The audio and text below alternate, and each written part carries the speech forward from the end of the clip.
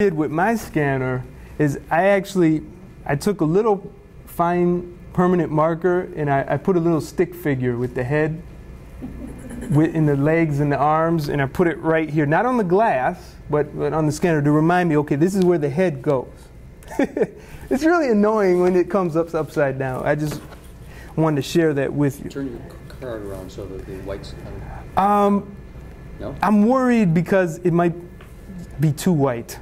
I don't like putting just white things around it. Oh, really? It spooks me out because it'll do an overview scan, and we're going to do that right now. It'll do an overview scan, and sometimes that messes with the automatic color. So I'm trying to compensate that because there's some print on the other side, but it's not going to really make a difference because I'm going to crop it in the scanner. That's this extra step. I'm picky. Okay. There's a reason. That's okay. Yeah. So now the scanner's warming up. This is always a great conversational piece here. As I see up there, yeah. The number of pixels or whatever it is, resolution. Thank you. What's the one we should use? Yeah, we'll get to that in 1 second. Good question. First thing though, before I set any of those things like resolution and other settings, is I actually want to tell the scanner, don't scan the whole picture.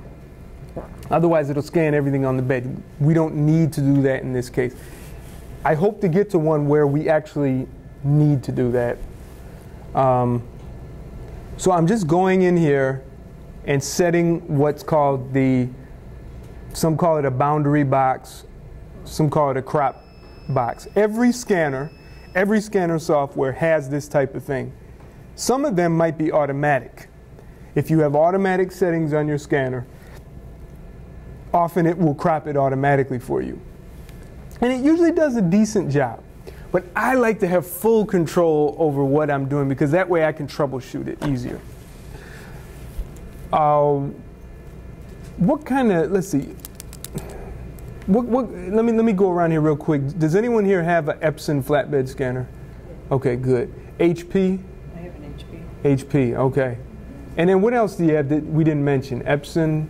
When you say flatbed, if your printer is also a scanner, that counts, right? If your printer is also a scanner, which is they like to call it an all-in-one, that is a flatbed scanner.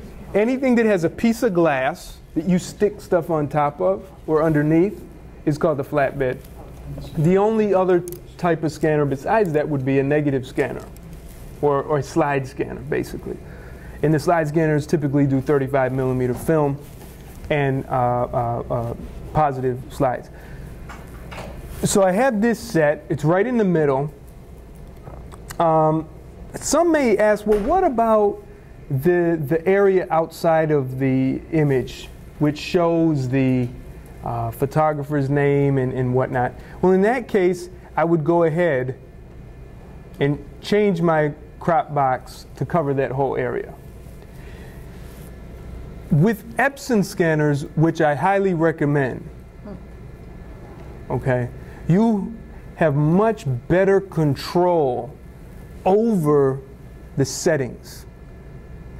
And I'm going to show you why you need to have better control over the settings. First, looking up here, try to zoom in for you. We have some settings here. And to break it down for you, with this particular scanner, we can do prints, documents, and slides or negatives. And anything that's a print or a document would be reflective. And that means it reflects, all right, on the glass. Film, it basically has a loader in there that goes over the same area. That's not too much of a problem. But here's one big problem, is auto exposure. Typically, I like to leave it off.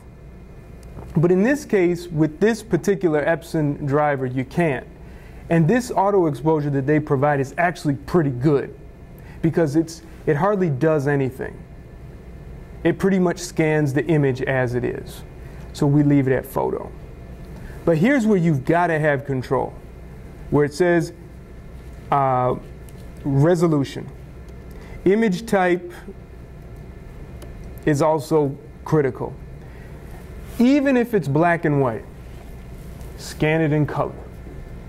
Raise your hand if that sounds new to you, if you've never heard that. Okay, yeah, there's always someone who really didn't know that. The rest of you know that. And for those who do know it, do you know why? Do you know why it's important to scan, even if it's a black and white photo in color? Anyone want to try? Yeah, but you never knew this before tonight. I'm just guessing. No, I want to get. Anyone here? I know somebody knows it here.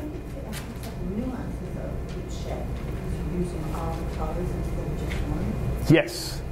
Yes. And the technical answer to that, which is basically the same thing you just said, okay? And you were getting to it. You were warm.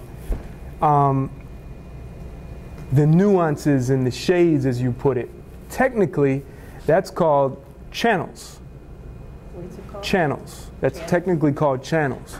And when you scan in color, you scan in 3 channels. Now, you don't see like channel 1 scanning, channel 2 scanning. It does it all at once. All right? But the 3 channels are known as red, green, and blue. And red, green, and blue pick up different details in the shadows and the highlights especially. Now, if you scan it in grayscale, you won't have all that detail typically. So we want to make sure it's color no matter what. Now, as far as this bit, does anybody know about high bit? Okay, I'm not even going to get into it then. Because there's a big debate. There's this constant debate about 24-bit, 48. I only deal with it if someone really needs to know. So we should set our computer to, or it will default typically at 24 or what's called 16-bit color. I don't know why it says 24. I forget. But in Photoshop, you're going to have 8 and 16 and the default, whatever the default is. okay. But resolution is where I need to worry. So resolution, you should always start at 300. It says DPI, but really it's PPI. That means pixels per inch. There's no dots per inch with a scanner. That's printing lingo, dots, okay? And those dots are comprised of different angles on a paper which give you the illusion of continuous tone with an image, but it's really not. But this is pixels per inch. 300 is it. Don't go any lower. If you want to go higher, you can. But I always do it at 300. Then, yes?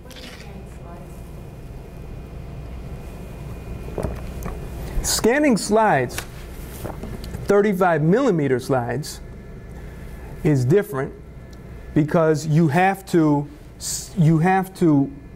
give it more resolution. And typically what happens is it changes the algorithm a little bit and how it shows up in the control box here. But you really want to crank it up. But the nice thing about scanner software is it also tells you what your size will be. So my target size here is about 7 by 10. That's because I told Epson I want you to enlarge this at 150%. So this is just like your photocopier. You know how you got a photocopier and you want to enlarge something that's this small to fill that 8.5 by 11 sheet of paper. What do? You enlarge it, okay?